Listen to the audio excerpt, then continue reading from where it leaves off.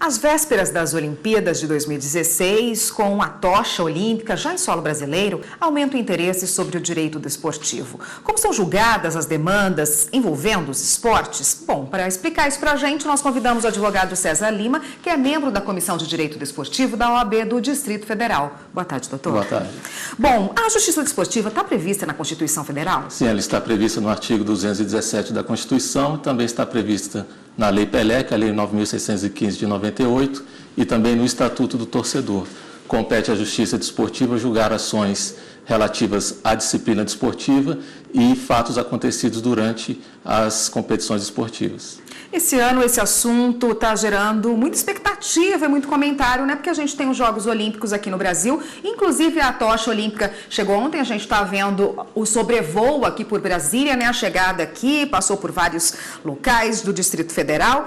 Quem julga, o que eu queria perguntar para a senhora, quem julga as ações durante os Jogos Olímpicos, qualquer demanda que possa existir em relação aos Jogos Olímpicos que ocorrerão em agosto no país? Bem, nos Jogos Olímpicos não é utilizada a estrutura que está prevista na Constituição Federal, na Lei Pelé e no Estatuto do Torcedor. É utilizada uma estrutura própria, fundada na Corte Arbitral do Esporte, que é uma entidade privada, um ente arbitral competente para julgar casos acontecidos em âmbito internacional. Então, é montado um tribunal ad hoc, é um tribunal especificamente para o evento, não só nos Jogos Olímpicos, mas também em outras grandes competições esportivas, como os Jogos da Comunidade Britânica, Copa do Mundo, etc. O Tribunal Arbitral do Esporte foi criado em 1984, está sediado em Lausanne, na Suíça, e além desses tribunais ad hoc específicos para cada competição, existem dois outros tribunais descentralizados, um em Sydney, na Austrália, e um em Nova York, nos Estados Unidos. Quais os casos mais comuns aí que chegam a necessitar desse pessoal durante as Olimpíadas? Doping? Quais os mais comuns? Bem, o doping é o mais comum e também o mais grave, né? O doping, além de ser uma questão esportiva, também é uma questão que tem um caráter de saúde pública, porque prejudica a saúde dos atletas. Além disso, o doping também ele pode estar ligado a fraudes financeiras. Por exemplo, quando uma pessoa dopa determinado atleta, ou uma pessoa ligada a determinado atleta dopado, faz determinada aposta numa bolsa de apostas legal, ela sabe que a chance de esse atleta obter sucesso é maior. Então, o doping tem reflexos em diversos setores, na área esportiva, na área financeira, econômica, na área de saúde pública, na fraude ao esporte, etc.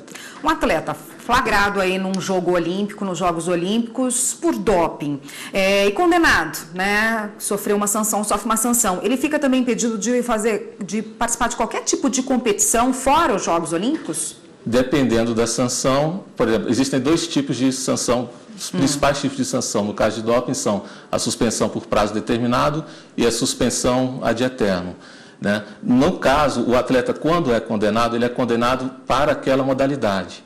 Então, um atleta é condenado, por exemplo, na natação, ele pode praticar outra modalidade esportiva. Essa é a regra que tem sido utilizada pelo Tribunal Arbitral do Esporte. É o mesmo caso de uma Copa do Mundo, por exemplo? Também existe um julgamento fora do direito desportivo já existente no país? E também, na Copa do Mundo, também é utilizada essa estrutura do Tribunal Arbitral do Esporte. Isso acontece porque esses mega eventos esportivos não podem depender da estrutura interna da justiça desportiva de cada país.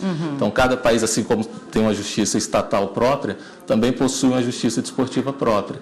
E seria muito difícil adaptar cada mega evento esportivo a determinada justiça desportiva de certo país. Então, existe uma justiça desportiva, vamos chamar assim, internacional, global, utilizada nesses mega eventos esportivos. Para garantir a ampla defesa, aí, como a gente sabe que acontece no sistema jurídico, também é possível recorrer de uma condenação? Em tese, sim. Mas porque o Tribunal Arbitral do Esporte possui duas instâncias.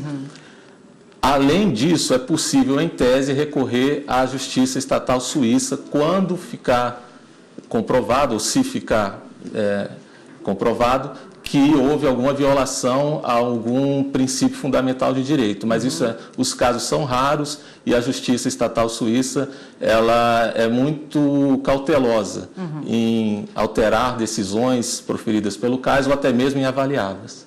Tá ótimo, a gente continua nesse assunto no próximo bloco, só um minutinho, por favor.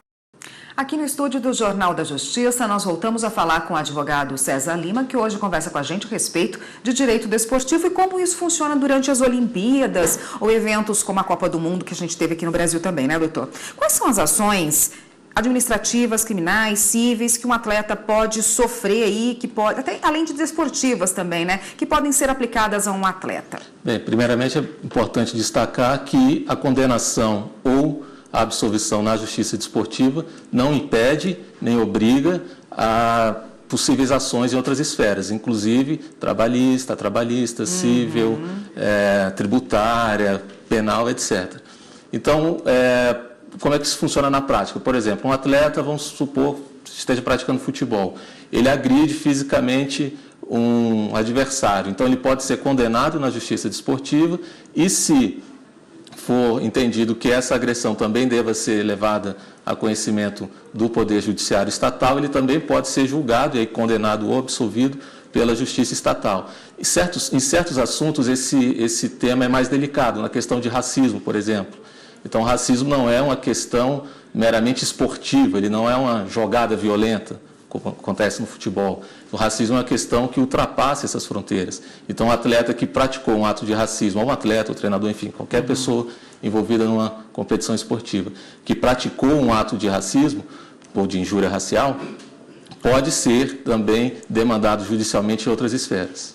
Bom, constantemente na mídia a gente ouve casos de doping que se tornaram célebres, né? Até semana passada um caso de um zagueiro do Fortaleza que foi pego aí por doping com maconha. O clube disse que não se responsabiliza por esse tipo de crime, né? Por esse tipo de doping. Como é que a justiça age nesse caso? O que acontece? O clube é ou não responsável? Bem, aí é uma questão de prova. A gente precisa primeiro saber, eu não estou acompanhando de perto o processo, não gostaria de falar do caso concreto em si. Mas, em tese, o atleta é responsável por tudo aquilo que ingere, por toda e qualquer substância que entra em seu corpo. É preciso ver, em primeiro lugar, se essa substância foi ingerida com a indicação do departamento médico do clube, é preciso verificar qual foi a quantidade, o momento em que isso aconteceu, se alguém mais no clube tinha conhecimento disso, se uma possível condição de dependente químico de determinado atleta já era de conhecimento do clube, etc, etc. Então, cada caso precisa ser analisado de forma particular para que se chegue a um resultado justo. E o que é a Agência Nacional Mundial, aliás, Antidoping? Bem, a Agência Mundial Antidoping é uma instituição internacional sediada na Suíça, criada exatamente para tratar de assuntos relacionados à dopagem. O WADA, né, a sigla vem em inglês, a WADA ela é a principal fonte do direito relativa a questões de dopagem. Então, é ela que publica, por exemplo, o Código Mundial Antidoping, que é, digamos assim, vou usar uma simplificação aqui, um código penal que rege as questões relativas à dopagem no mundo inteiro. Então, a Agência Mundial Antidoping, ela tem como objetivo principal regular o combate à dopagem no mundo inteiro e também tornar esse combate homogêneo, porque antigamente, antes da criação da Agência Mundial Antidoping, cada entidade, federação nacional, no caso, por exemplo, do futebol no Brasil, a CBF ou a Confederação Brasileira de Basquete, etc., cada entidade nacional era responsável por punir os atletas flagrados no doping.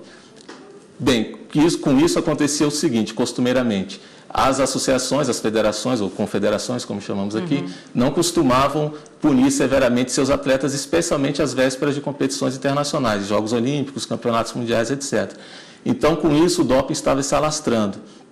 E a comunidade esportiva internacional concluiu que não seria razoável deixar o combate a um assunto tão importante como o doping nas mãos de cada federação nacional. Então, foi criada essa agência internacional com âmbito de atuação em todas as competições esportivas internacionais. Tá ótimo, muito obrigada pela participação. Eu conversei com César Lima, que é advogado, conversou com a gente a respeito do doping, do direito esportivo e como funciona isso em eventos internacionais como as Olimpíadas que a gente vai ter logo mais no Brasil. Obrigada pela participação, até uma próxima.